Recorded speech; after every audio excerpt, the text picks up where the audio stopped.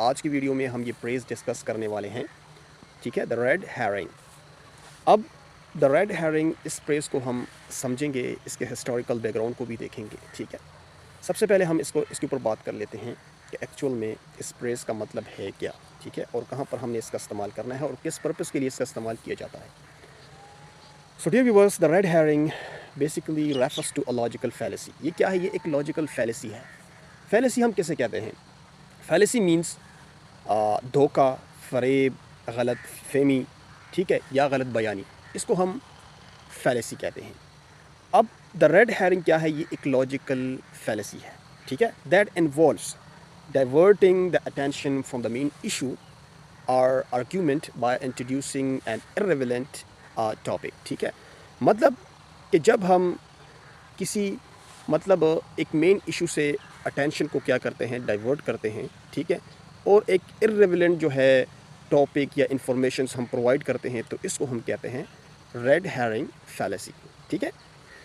اب اس کو میں جو ہے آپ کے لیے کلیئر کرتا جاؤں کہ جب دو بندے آپس میں بات کر رہے ہوں، مطلب ایک ڈیبیٹ کر رہے ہوں، ٹھیک ہے، کسی مین ایشو پر، وہ ایشو پولیٹیکل بھی ہو سکتا ہے یا وہ ایشو جو ہے وہ سوشل بھی ہو سکتا ہے، ٹھیک ہے، کوئی بھی ایشو لے لیں آپ۔ اب اس میں کیا ہے، جب دو بندے آپس میں بات کرتے ہیں اور بندہ دوسرے سے سوال پوچھتا ہے، ٹھیک ہے، وہ یا کسی ایشو کے اوپر یہ بات کر رہے ہوں، پولیٹیکل بھی ہو سکتا ہے، سوشل بھی ہو سکتا ہے، کوئی بھی ایشو آپ لے لیں، ٹھیک ہے، تو ایک بندہ کیا کرتا ہے، دوسرے سے کویسچن کرتا ہے، ٹھیک ہے۔ اگر وہ بندہ جو ہے آپ لے لیں ڈی چوک کے حوالے سے، وہ اس سے کویسچن کرتا ہے جو واقعہ پیش آیا تھا، ٹھیک ہے۔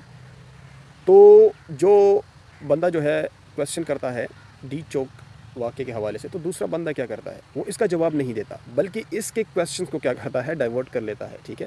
اس ایشو کو کیا کرتا ہے، ڈائیورٹ کرتا ہے، مطلب یہ ایک مین ایشو ہوتا ہے اس ڈیبیٹ کا، اس کو ڈائیورٹ کر کے وہ بندہ آپ کو جواب دینے کے بجائے کیا کرتا ہے، ایک irrelevant ٹاپک یا انفارمیشنس آپ کو کیا کرتا ہے، انٹروڈیوس کرتا ہے۔ کسی دوسری طرف جو ہے وہ اس بات کو سائڈ پہ رکھ کر کوئی دوسری بات وہ کرتا ہے، ٹھیک ہے، تاکہ یہ مین ایشو جو ہے اس سے بچا جا سکے، اس کے سوال کو جو ہے وہ نظر انداز کیا جا سکے۔ تو یہ کیا ہے، یہ ریڈ ہیرنگ فیلیسی ہے، اس کو ہم ریڈ ہیرنگ فیلیسی کہتے ہیں، ٹھیک ہے۔ اچھا، اب ہم اس کے ہسٹوریکل بیک گراؤنڈ کے اوپر بات کر لیتے ہیں، کیونکہ اس فیلیسی کا، دا ریڈ ہیرنگ، اس کا ایک بہت ہی انٹرسٹنگ ہسٹوریکل بیک گراؤنڈ ہے، ٹھیک ہے۔ So dear viewers, the red herring is often traced back to the early 19th century England, ٹھیک ہے۔ اس وقت جو ہے لوگ شکار کے لیے کتوں کا استعمال کرتے تھے، ٹھیک ہے، اور یہ جو دا ہیرنگ جو ہے، یہ بیسیکلی کیا ہے، یہ ایک فش ہے، ٹھیک ہے، ایک مچھلی کی ایک قسم ہے، ٹھیک ہے۔